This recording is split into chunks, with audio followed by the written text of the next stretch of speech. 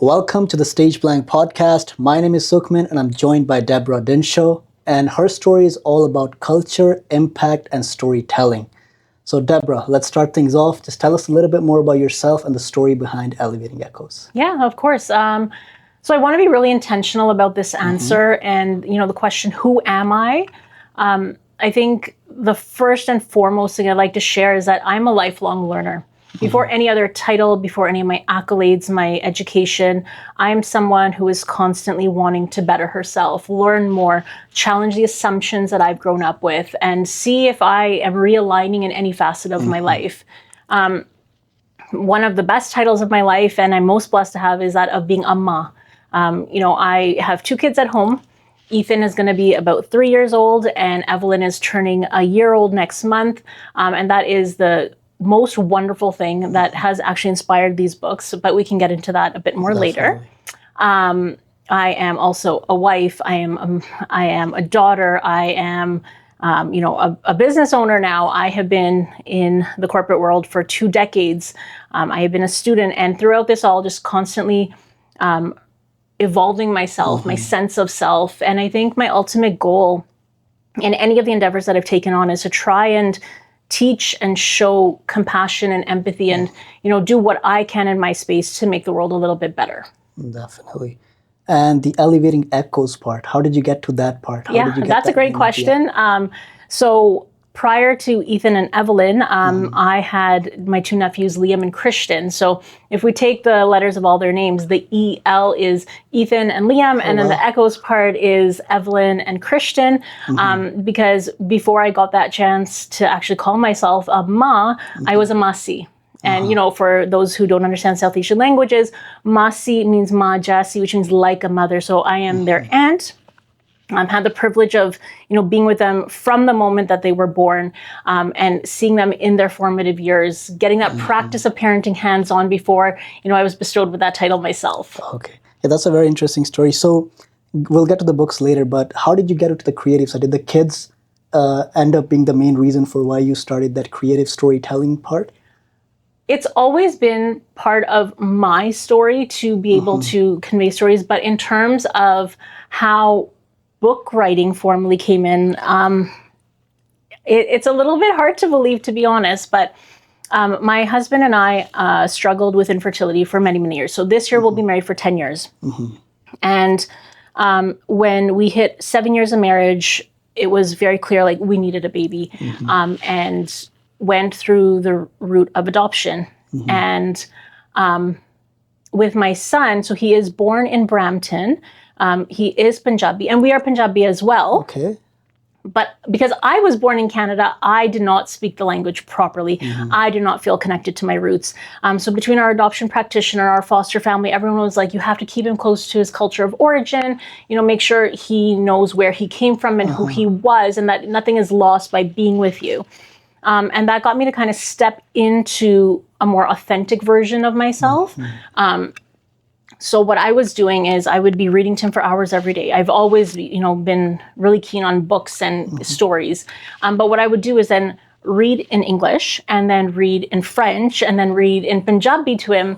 And I would make Google albums and send it out to the grandparents, like, hey, I'm doing a good job. I'm trying my very best. Wow. And so my initial sense of encouragement came from my mom, actually. And she was like, this is not actually half bad. And I expected her to insult me that, oh, your pronunciation is wrong and your efforts suck. But she was actually very encouraging. And she said, why don't you write your own book? Like, you've invested so much, you understand the process. Why don't you start to get into this and help Ethan have a story of his own? Right. And so that started the concept behind it. And I'll be very honest and transparent. I thought having biological children was completely out of the picture, just given my medical situation and whatnot. So I said, okay, I'm going to put together a story. And when the title for that main character came out, I struggled with, what do I name it? And I said, if I'm never going to have my own daughter, because I've always loved girls. And I said, if I'm never going to have my own biological daughter, let me bring her to life in this book. Wow. And when I was 7 years old, I had this name in my head, Chandni. And So I wrote a story called Counting with Chandani. And I thought, okay, I've done what I had to do. This little girl lives on in a story, and that's it. Nothing else is going to come of it. And then two big things happened from there. Number one is my husband took my scraps of paper, because I was just writing it for the sake of giving Ethan a story.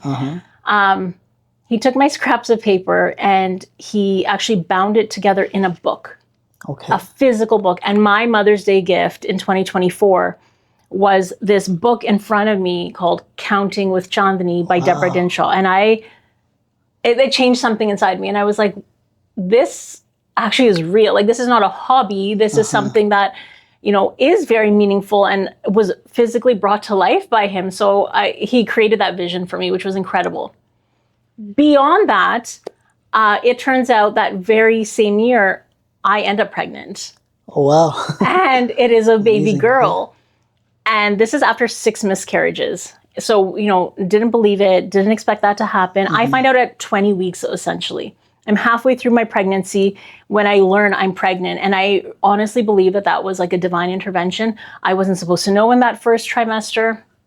So I didn't get to stress, and you know, it led me through to a happy, healthy pregnancy. And so my daughter, her name is Evelyn Chandani Geeta. So the Evelyn is to match her brother Ethan. Chandani is because that's the name I always wanted. And then Geeta is in honor of my mom. So her name is Sangeeta, which means music, and then Geeta from there, because she has been our support system throughout this journey. Wow, that was very powerful, That's a lot, yeah. powerful story, and a lot of into that story as well. And you had a supportive family, Yes. You know, telling by the story. And so you first had to learn Punjabi by yourself. So you learned Punjabi first, and then you taught your kids? My parents growing up, like when we were growing up, only spoke to each other in English. My dadi and dada also only spoke to us in English. Wow. So the only source of Punjabi in my life was my nanny. She spoke in Punjabi to us, and we would respond in English. And you know, she couldn't really communicate, but we tried to understand for her sake. So I have that Punjabi base because of her. And then, like any kid in the 90s here, like you learned whatever Hindi from watching a Bollywood movie. So I still, to this day, don't speak fluently, and I mix my Hindi and Punjabi sometimes. But like, the point is that I put in as much effort as I can because I want my kids to grow up with a sense of strong identity, of being proud of where they were. Because I'm born in 1988. At that time, I was the only brown girl, forget in my school, like in my entire neighborhood. And there was, you should be ashamed of that. And you are not supposed to braid your hair. You're not supposed to look more Indian. There was that expectation always of like, just assimilate, assimilate, assimilate. When I started school, I went up to someone and I was like, oh, you're brown skin. Are you Indian also? And she was like, I'm Mexican. And I'm like, I didn't know that. But it was like such a big moment in my life to see someone who looked like or somewhat like me. And so I have evolved very much in my almost 4 decades on this planet to go from, hey, culture is something you suppress to it's something you should be celebrating. Yeah, definitely. So you're talking about 1988, and it was probably very different. But Yes. I came here when I was in 2013, and we lived in Bel River. It's like a small town near Windsor. Yeah. And I was the only brown kid there with like a patka and like, you know, juda there. I was the only one in there. And even so, we moved to Brampton, I think 6 months later. And I saw brown. I was like, yo, do you play cricket? Do you like, are you Indian too? So I had to ask them. I knew they were Indian. I still had to ask them. I'm surprised to see that there is our community. Someone like me. So 1990 or 1988 you were born, and then 2013 I came. Like still it was pretty similar. Yeah. Now like in Brampton it definitely feels, you know, a lot more The like last decade has changed. Yes. But yeah, so the creative side and the book. So the book that you named, what was the name of the book? Counting with Chandani. Who wrote that? Your husband named that? No. So I wrote it. I came up with the name of the main character as well, because I just thought, like, I have this vision in my mind of a little daughter. And so if I'm not going to have her in physical life, I'm going to put her in this book.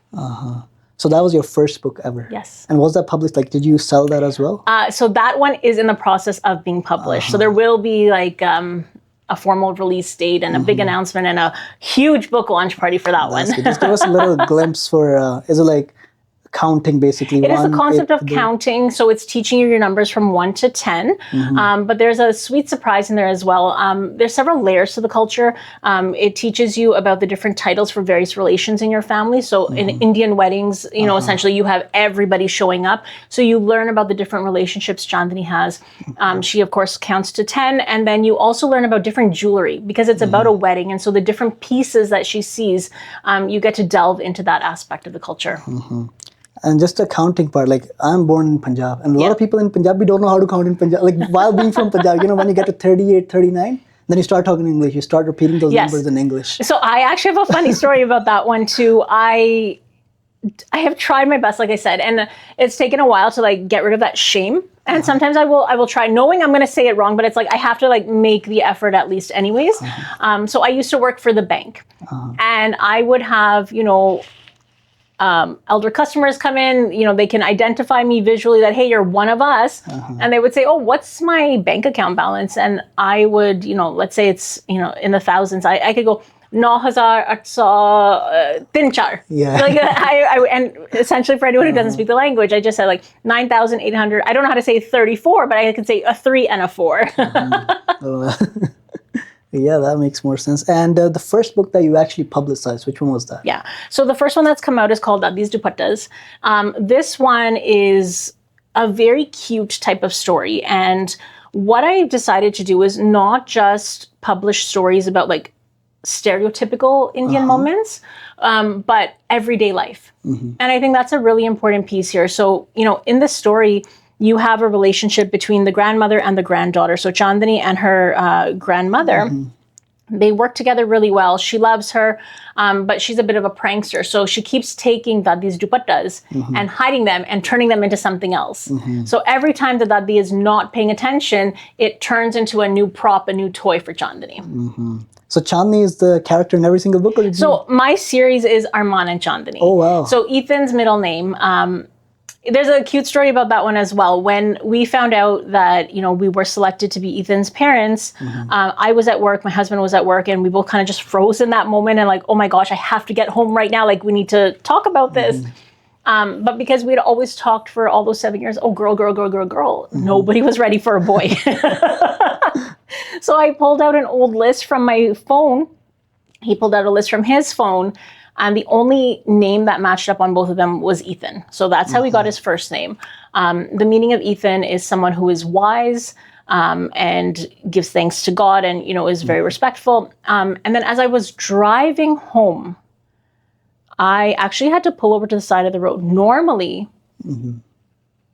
there are 1,000 thoughts. And I realize like I talk very fast. It's because my mind is firing off at all times. I always have something running in my mind.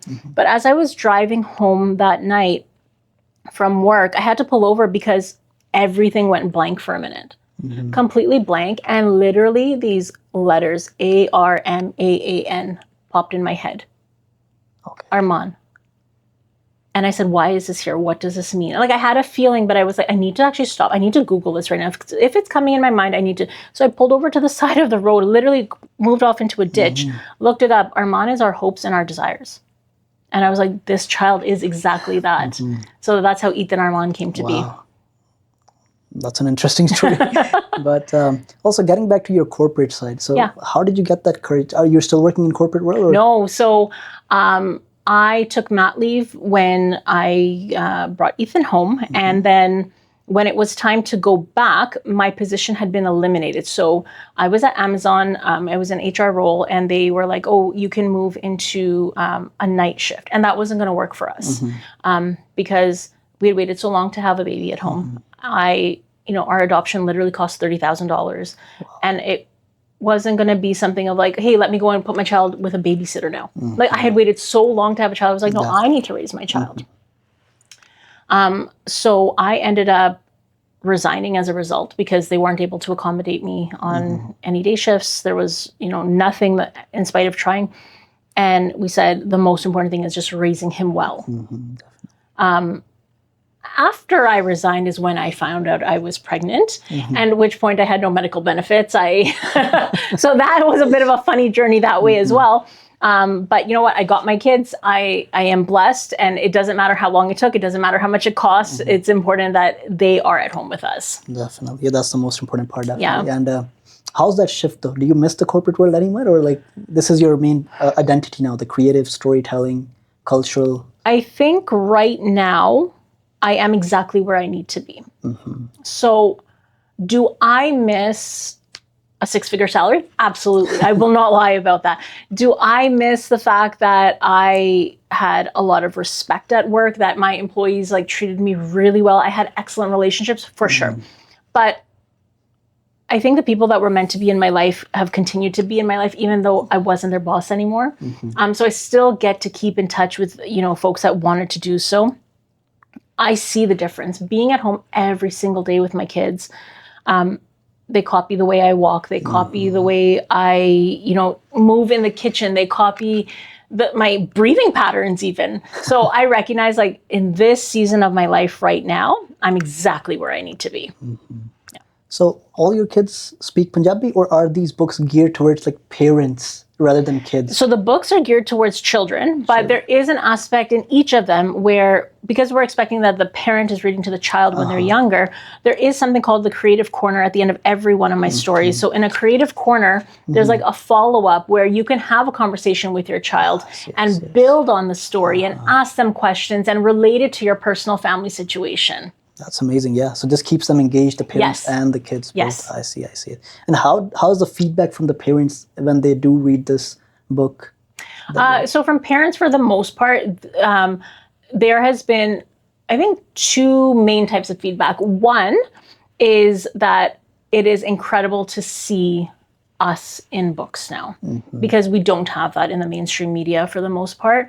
And I've tried to be mindful of including, everyday things that would be quote unquote normal in a South Asian household. I've tried to put it in there to show that, hey, every way of living is a good way of living. Like, there is nothing that is wrong or lacking. So that visibility has been important for them to normalize that, hey, our family is also a Canadian family as much as anyone else. Yeah. The second piece of feedback that I've received is that because I'm trying to focus, like, there's different themes with each story to, have kids be a little bit more independent as well, because it is so interactive of, hey, learn a little bit about your parents' history, or here's some more information about culture, here's some follow-up questions. It does require, the child to continually be engaged with the parent. So there is also an ask of, like, just make some basic stories. Yeah. Where it doesn't have to have like a life lesson in it every single time. It doesn't have to be, 20-minute follow-up conversation either. It can just be fun. Yeah. Absolutely. It just be fun, definitely. And what kind of age group are we looking at here? So Dadis Dupattas is 0 to 6. Pinglish poetry is a fun one. This one, honestly, I could say anywhere from birth till 12. And the reason I say that is because, at least from my experiences as I was growing up, like I said, you didn't really embrace culture when you were young. But when you hit maybe 9, 10 years old, it was like, my family does this. This is part of our ritual. This is something that we do. Pinglish poetry touches on various festivals, different types of mithai that are available. Like, there's just things about being South Asian overall. So like this one could be introduced even at a later age because they're cute little nursery rhymes. And then mindful malish has to do with the concept of bullying. So this one I think applies only when it's actually happening to someone in school, right? Like, so a baby doesn't understand the concept of bullying. This might be more so like, something happened to me in grade 2. So I've geared this one more so like ages 8 to 12 type of thing, because there are some lessons coming out of it. Yeah, definitely. Perfect. And just getting back to the Brampton, I think Brampton did play an important role in how you were raised and how these books came to life and everything else. And I read in your bio that you said that a culture acts as a social glue. Yes. Something along these lines. But I would like to learn more about that, what that means. Yeah. So for me, I was born and raised in Toronto. And like I said, when I was growing up, didn't really have any sort of visibility into what basic culture could look like. Brampton, for sure, I know we touched on this earlier, Brampton for sure has evolved very much in the last decade. And, people are more free to celebrate openly and dress traditionally and embrace all the multitudes of what it means to be South Asian.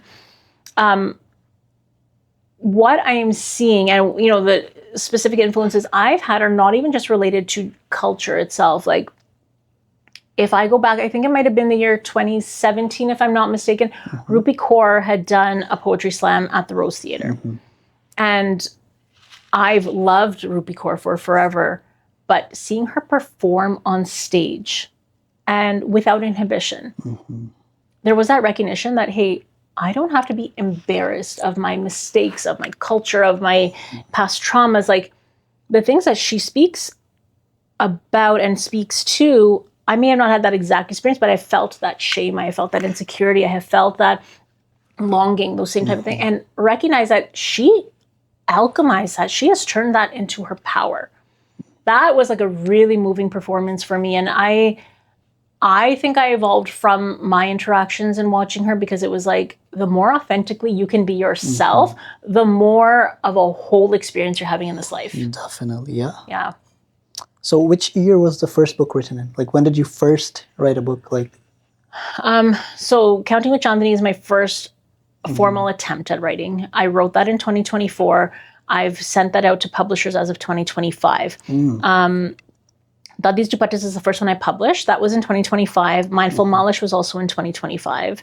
And then Pinglish Poetry just came out last month in 2026. Perfect. And just getting back to the Rupi Kaur part of the art itself, and we were just discussing this earlier with another artist in the morning, and I think people used to be ashamed before that they're Indian, but now with the music, the art, and even every single mainstream artist now, in the Bollywood movies, Punjabi movies, people here are bumping like Punjabi songs in the cars now. They want to be more Punjabi or Indian now. Even though social media might sometimes have that hate factor, but people are actually, I think, more open towards it. They're proud to say that I'm Punjabi, or I think art played a big role in that. I agree with that. I find that, especially those of us who have relatives back home, you see how different life can be, and yet how certain things are going to be the same no matter what. And I think, again, that recognition of like embracing who I am more fully, instead of like saying, oh, we don't do this and we don't eat that and we don't try this. And just recognizing like how much it seeps into our thought processes and, you know, your role in the family. If you take that time to understand where your own biases have come from and how they play out and how you act every single day, if there are bad habits, it helps you break free from them. But it also helps you to more fully embody like who you are as a person. Definitely. And yeah, I think a lot of like Canada changes you as well. Like, let's say my parents, when they were in India or when they were in Punjab, back then what's normal there isn't considered normal here. Right? And so I think Canada, once you're here, you try to integrate, you try to learn, and over the years, Canada does change you. And absolutely. Definitely, yeah. And let me just take a look at this if I have anything else. And yeah, so I wanted to ask, what's the hardest part about being an artist? So what's that one challenging thing that keeps you up at night of being an artist? I think where I am personally struggling is trying to do right by everybody. And what I mean by that is, my mom is born actually in Bombay. Ancestrally, our roots are Punjabi. So I could technically, if someone asks, where are you from? I can say Mumbai. But I find that to be inauthentic, because being Punjabi is something I want to be proud of at this point in my life. And so people will say, oh, you sound very backwards then. Like, why aren't you embracing, like, Bombay life is more fast-paced, you know, more modern, so to speak. But like, our customs or traditions, our food, everything is coming from that part of the world.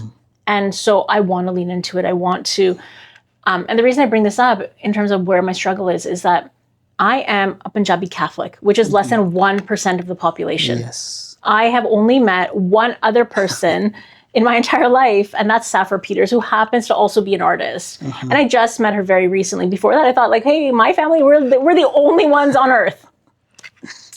And so I have felt at times that I am not fully accepted by other Punjabis because my religion is a little bit different. So I've taken the opposite approach of, in my stories, I want to have Sikh representation. I want to have Muslim representation. I want to have Hindu representation. Like, even in, you know, this latest publication, I was like, how do we include celebrations without limiting it to certain people? So we have an Eid poem over here to celebrate that, which just passed.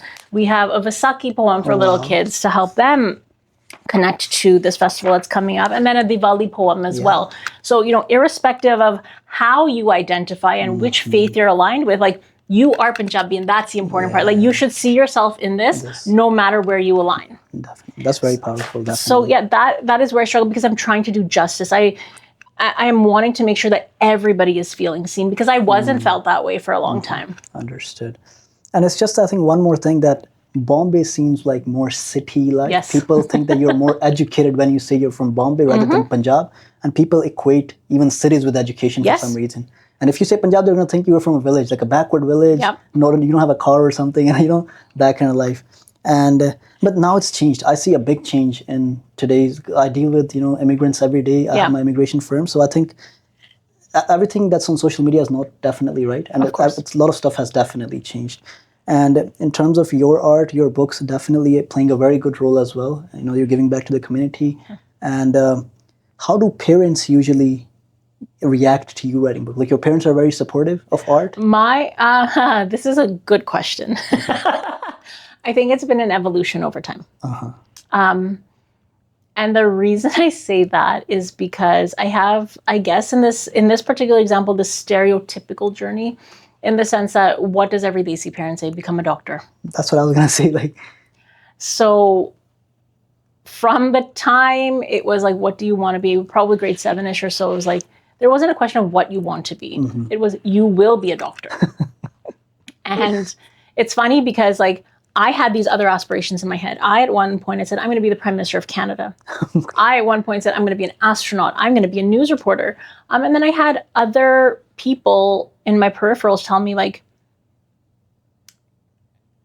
but you don't have the looks. How will you be a news reporter? You have vision problems. How will you be an astronaut? Like, very limiting type of beliefs. And the idea behind it was like, we're going to mold her to only go into that direction of being a doctor. There's no other outcome. So I kind of played that good eldest daughter role. Yes, yes, yes, whatever you want. I'm getting ready to write the MCATs. And then I'm still creating this dream for myself and saying, hey, when all is said and done, and I have put in the years of effort and the hundreds of thousands of dollars in, I'm going to be your doctor.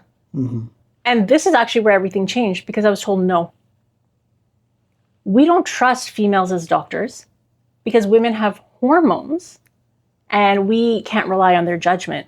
And that was like a slap in the face for me, because I said, years of my life, a career I don't even want. I'm afraid of blood, and I'm still going to go down this path for everyone else's sake. And at the end, you're telling me you're still not going to trust my judgment? Why am I doing this? And that was my moment. I was like, I am not pursuing this. I still, like, really interested in well-being.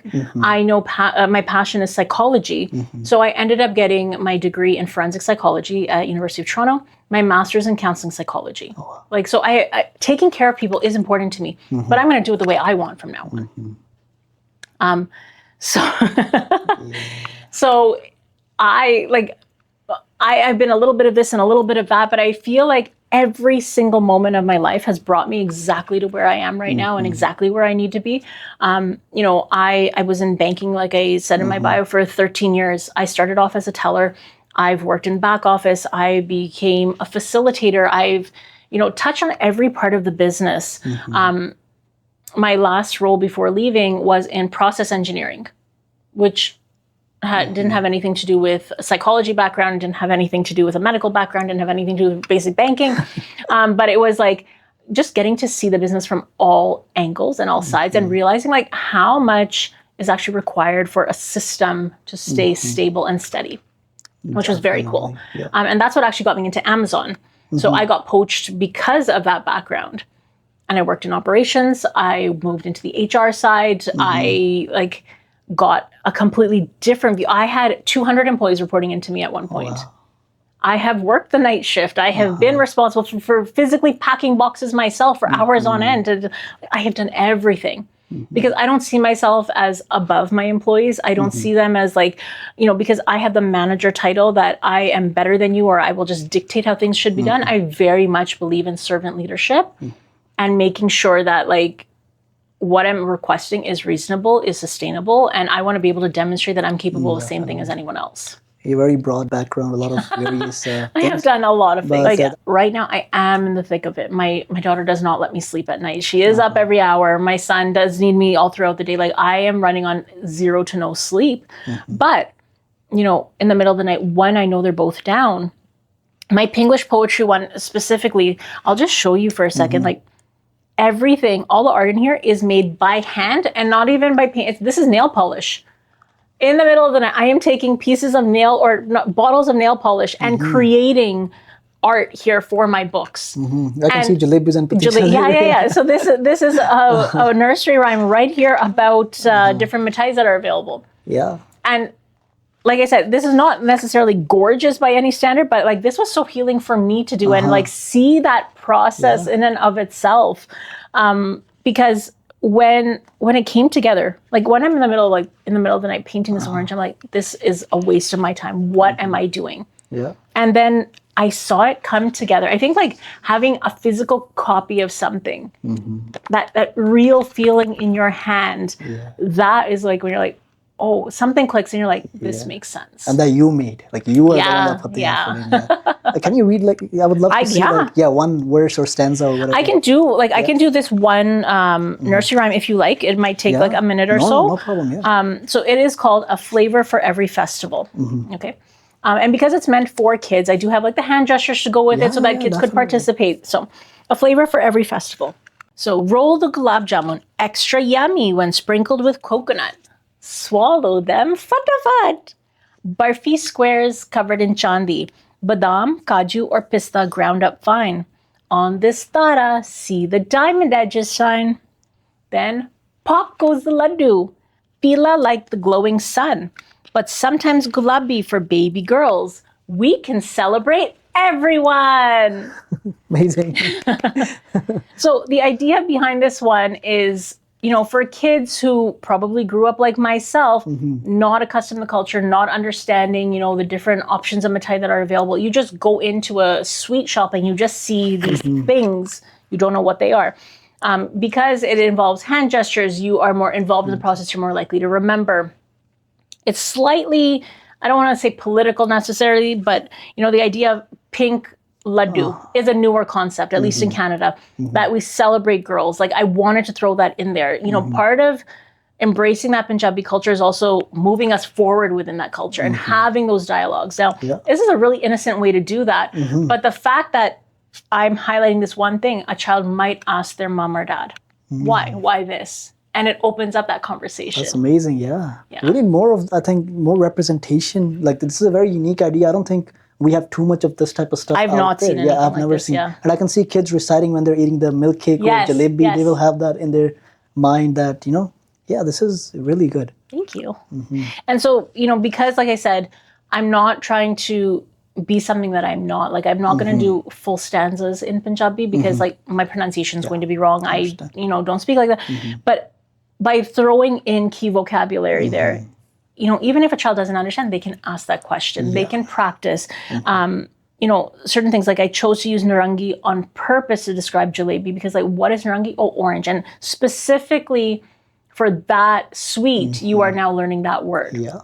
Associate that with the color and then all that, I didn't know what narangi is. I just learned what narangi is. I just call that orange, I think. We call it santra. Yes. Santra, that's one dialect, I think, santra, yeah. But this is amazing for the parents and the kids, I'm pretty sure. It is really, really interactive. Like, but as a parent, then you will have to be invested to like give them that information. Yes. So Mindful Malish, this one is a uniquely Canadian Punjabi book. The other books can work for kids that are growing up in the US or in Europe, but this one specifically is touching on what it means to be Punjabi Canadian.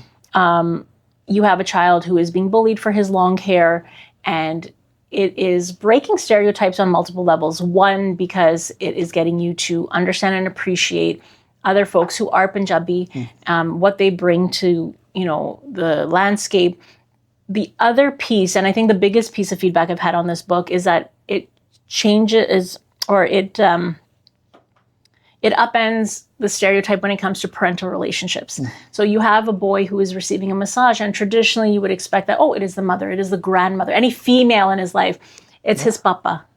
Okay. So in this case, Armand gets the full interaction. It's just Armand and Papa, Armand and Papa. And it's men don't have to be distant from their sons. And they can relate to them and they can fill their cup emotionally. So that was a really nice piece that I got to have in here. It talks about, different aspects and different elements. So that massage is from head to toe, and like, may you be blessed for, this aspect of your life and that aspect of your life, literally every single body part, and relating it to somebody out there who is Punjabi in nature. And, may you have those same good qualities. Again, I've tried to be as inclusive as possible. So, there is Sikh representation, Hindu representation, Muslim representation, so that you can see yourself no matter where you align in this book. And at the end, this could actually even work really well in a school setting. I know that April, as an example, is a Heritage Month, and I've actually accounted for that. So in my creative corner at the back of the book here, it asks, like, which folks do you know are actually Punjabi Canadian? Oh, wow. And, that can lead to a further conversation of like, delve a little bit more into their history. Yeah. Understand their origins. What do they, have to encounter? What challenges do they overcome in this country? So I think it meant for older kids in the sense that it encourages a little bit of research. It encourages them to delve into that a little bit deeper. But it can go a long way for sure. Definitely. That's amazing. And I think breaking stereotypes as well. Like, even when you said the word Maj, the first thing that comes to my mind as well, even though I've been in Canada for so long, is just the mother massaging. There you go. I have long hair. Yeah. That's what my mother used to do. Like, so that's still, so this is a really good book to like just, get a different perspective. Yes. Into, Like with that piece, like, so my son is born Sikh. I am Catholic. My husband's family is Hindu. I have taken the stance right now that I want him to grow up getting an experience of everything. So yes, he is baptized. Yes, he has been to Mandir. But for his major milestones, we take him to Gurdwara still. I've kept his hair long because I don't want it to ever be that he was robbed of that opportunity of identifying that way. Let's say he goes to school and he says, I want short hair. That's fine. I'll cut it. Yeah. But right now, I think he's quite small. I don't want to say this is how you have to be. Very powerful. Yeah. Definitely. Yes. And how many kids did you have? All of them speak Punjabi, or? So Or they're still learning? my nephews are half white. Okay. So with that, it's actually quite interesting. So in terms of my kids, they are the only ones who are like 100% Punjabi, and then my nieces and nephews are all mixed race type of thing. So they are probably the ones to benefit the most from these types of books, because it's like, here are some keywords and an introduction to the culture. But at home, like, my father-in-law will speak Punjabi to my son. My mom will speak Punjabi to my son. My mother-in-law will speak in Hindi. So he's getting a little taste of everything. Yes. And have they ever been to Punjab? Maybe in the future? So, I think right now the challenge is because of my passport stuff, like, because I have Pakistani heritage, I cannot go to India that easily. Yeah. But I would love, like, ideally, I would love to take them both back and just see everything. And because I did do a trip to Amritsar in 2013 and I loved it. I absolutely loved it. Like, my next trip, God willing, is straight there. I think it's on every Sikh or Punjabi person's bucket list. Like, ones that are in Punjab and Indian side, they want to go to Pakistan to visit Nankana Sahib. They want to come and visit the Amritsar, Harmandir Sahib. And maybe one day I'll be there and you'll be fantastic. Fantastic. Yeah. But yeah, so just to wrap things up here, and we had a very good conversation. What's your one message to the parents that are raising South Asian kids, that have kids that are still maybe a little iffy about what's their culture? Are they okay with being brown or being? I think at least what I'm doing right now and what my husband is doing, like, we are embracing everything. We recognize, like, we were raised in a much more traditional way. We also recognize that as our kids go to school, they are going to be exposed to many different ways of life. And, in my mind, I am hoping for the best and I'm preparing for the worst. And what I mean by that is, ideally, I would love to say, oh, my kids stayed with me into their 20s and 30s until, they were ready to get their own house. I realize that's not likely to happen. There are a ton of different schools across the country. Maybe at 18, they decide, hey, we're flying out to Vancouver, we're going to UBC, we're going out to Nova Scotia. Like, maybe my time with them ends. In terms of a day-to-day type of interaction. And so I think recognizing that, hey, there are 4 different outcomes that could happen over here, I'm just going to be happy with what I get. And I think as long as my kids are given a really good base, then the world is their oyster. If it means that, hey, at 21, they are living across the country in a full-time job, they only see me once a month, and I don't have that day-to-day of me preparing their rotis for dinner, I have to be okay with that, because I don't want to limit them. Definitely. In the same way, I didn't want to be pigeonholed into just being that doctor daughter. Yeah. I don't want to put any of my limitations on them either. But right now, if I can give kids a stronger sense of self, they can be the next prime minister, no problem. But I think this is also one of the limiting factors, I believe, why you're not making or getting monetized, because that's not you're not putting energy into like monetization. Your main purpose here is to get the message out there so people don't feel the way that you felt while growing up. Exactly. So that's your primary purpose, is to giving back at this point, and monetization comes next. I genuinely believe that door is going to open up when it's supposed to. Like, when that right person sees me, they are going to fund this no problem, because the work is excellent quality. And I'm not saying that to be cocky. It's like, I have spent years of my life writing essays, working on poetry. Like, I know what my standards are. When I worked for Amazon, I would conduct writing workshops for my employees. Like, I was the go-to expert in this type of stuff. So I know that genuinely the quality is very good. I know that my intention is very pure. So we have to wait for that right moment. That person's going to walk in, see it. As soon as they spread the message, this thing is going to go. Definitely. And maybe social media helps in this way, like a TikTok, you talking and reciting the poems that like you just did. But it's like you're scared, like people are scared, putting the face value. I know what you mean. I think what I've come to realize with that, though, I used to be that faceless type as well, like not, putting myself out there. And yes, I've had a Facebook account, since forever, but I would never put myself out there. I literally just got Instagram for this purpose, to get word out about the books. And I recognize that a generic post of like, buy my book is not going to do anything. But showing, because my kids love this stuff. Ethan is reciting my poems day in, day out. As we walk up and down stairs, he is singing these songs. And I was like, this stuff works. Like, I'm using a little bit of psychology to understand how to best connect with the child. I'm using a little bit of heritage so like I can focus on the topics I want him to learn, and it's working. So if I can capture that, it gives other parents hopes that, hey, they can also learn their culture as well. Definitely. I think we just need to get it out there that this works. That's the hardest part. I think that's the main part. The people need to know that this works. Yeah. And I think just your kids reciting what you wrote is a success in itself. Absolutely. That makes you happy. Absolutely. Even if no one buys the book, I think that's still like self-fulfillment in there, that your kids are the one reading the book that you wrote, and that definitely is a very big thing and makes you happy. Definitely. Absolutely, yeah. And so it was great talking to you. And just to wrap things up here, any last thoughts where we can buy your books from? How can we support you? What's your social media handle? We would love to know that. So I explained the background of Elevating Echoes. That is my handle on Instagram. So elevating_echoes. I have a Facebook page, a TikTok. If you go to www.elevatingechoes.ca, there's also a .com, a .co.uk. We do have some international sales, which is exciting every so often. All the books are listed over there.